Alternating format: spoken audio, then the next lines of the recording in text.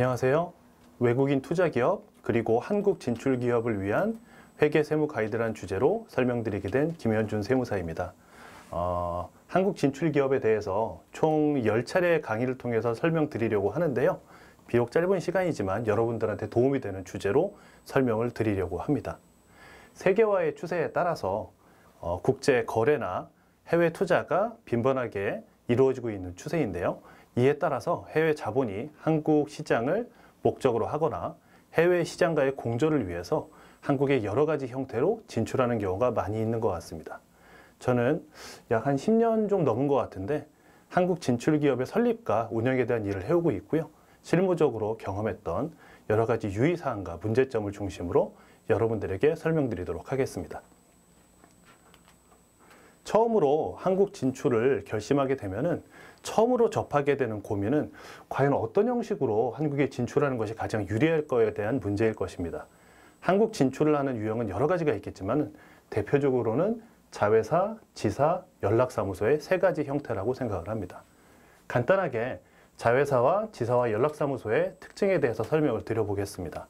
우선 자회사인데요. 자회사는 외국 자본의 한국 투자를 통해서 한국 기업을 설립하거나 인수해서 운영하는 방식을 가리킵니다. 그리고 그 중에서 특별히 외국간 촉진법에 의해서 일정 요건을 충족하는 경우에는 외국인 투자기업으로 등록이 가능하고 여러 가지 혜택을 받으실 수도 있습니다.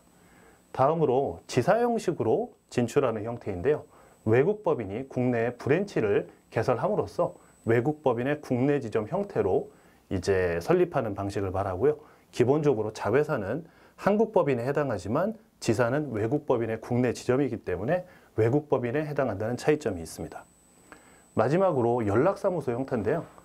연락사무소는 본격적으로 한국에 진출해서 사업을 하기 전에 시장조사나 정보조사 등 여러 가지 영업활동 외에 조사활동을 위해서 설치하는 그런 사무소의 형태를 말하고 가장 큰 특징은 한국 내 영업활동을 할 수가 없다는 특징이 있겠습니다. 간단하게 세 가지 한국 진출의 형태, 자회사와 지사와 연락사무소에 대한 내용을 알아봤고요. 이제 조금 더 나아가서 진출 형태별로 어떤 사항이 차이가 있고 비슷한 점이 있는지 그 비교를 해보도록 하겠습니다. 시중에 한국 진출에 대한 사항, 특히 설립에 대한 사항을 찾아보시면은 이 내용이 주로 나오는데 저도 이 부분을 넣을까 말까 고민하다가 가장 기본적인 사항이라서 일단 넣어봤습니다. 처음으로 진출 형태에 대한 차이입니다. 자회사는 기본적으로 외국 자본이 한국에 투자를 해서 한국 회사를 만드는 형태이기 때문에 내국 법인에 해당합니다. 하지만 지사와 연락사무소는 외국 법인이 국내 브랜치로 지사를 설치하거나 또는 시장조사 목적으로 연락사무소를 설치하는 것이기 때문에 지사 같은 경우에는 외국 법인의 국내 지사 형태가 될 것이고요. 연락사무소는 말 그대로 사무소의 형태가 될 것입니다. 다음으로 근거 법령을 보겠는데요. 자회사는 외국인 투자 촉진법의 영향을 받습니다. 그리고 지사와 연락사무소는 외국인 투자 촉진법이 아닌 외국한 거래법의 영향을 받습니다. 다만 예외적인 사항은 자회사 그리고 외국인 투자기업을 동일한 의미로 쓰는 경우가 많은데 사실은 자회사가 훨씬 더 큰 개념이고요.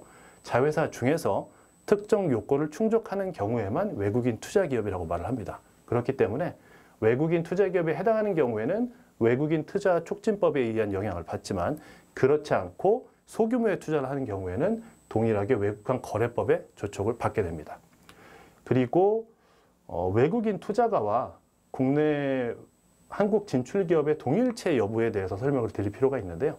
자회사 같은 경우에는 투자만 했을 뿐이지 완전히 다른 회사를 한국에 만드는 것이기 때문에 외국인 투자가와 외국인 투자기업이 별도의 인격체가 됩니다. 하지만 지사의 경우에는 외국 본점이 한국에 지점을 설치하는 개념이기 때문에 동일 인격자라고 보시면 될 것 같고요. 연락사무소도 브랜치 개념의 연락사무소를 개설하는 것이기 때문에 동일 인격체로 보시면 될 것 같습니다. 최소 투자 금액이 있는데요. 지사와 연락사무소는 외국의 본점이 별도로 있고 한국에 지사를 설치하는 개념이기 때문에 자본금이 필요가 없습니다. 그렇기 때문에 금액에 대한 제한이 전혀 없고요. 단 자회사의 경우에는 한국에 자본금 형식으로 투자를 하는 방식이기 때문에 일정 부분에 투자를 해야 됩니다. 여기서도 제가 외국인 투자가 1인당 최소 1억 원 이렇게 써놨는데 이거는 외국인 투자기업으로 등록하는 경우를 말하고요. 이 이하로 투자하는 것도 가능합니다. 하지만 그때는 외국환 거래법에 의해서 증권 취득 신고를 하게 됩니다. 다음으로 납세 의무의 범위가 있는데요. 이 부분이 조금 중요하면서도 어려울 수가 있는데, 자회사는 앞에서 설명드렸던 것과 같이 한국에 만들어진 한국 회사입니다. 내국 법인입니다. 그리고 세법상 우리나라 세법도 그렇고 전 세계 모든 세법이 본점을 어디에 두느냐에 따라서 과세 범위를 설정하게 되어 있는데, 한국에 본점을 두고 있는 자회사 내국 법인은 우리 국내뿐만 아니고 전 세계에서 발생한 모든 소득에 대해서 전부 납세 의무를 지게 됩니다. 그리고 지사와 연락사무소는 본점이 외국에 있습니다. 그렇기 때문에 외국 기업이고요. 한국에 설치된 지사 내지 연락사무소는 전 세계 소득이 아닌 국내에서 발생한 국내 원천 소득에 대해서만 납세 의무를 지게 됩니다. 마지막으로 가장 큰 특징을 설명드릴 텐데, 자회사의 경우에는 자본금을 투여하여 설립하는 방식이기 때문에 한국 회사입니다. 기본적으로 내국 회사의 내국 법인에 해당을 하고요.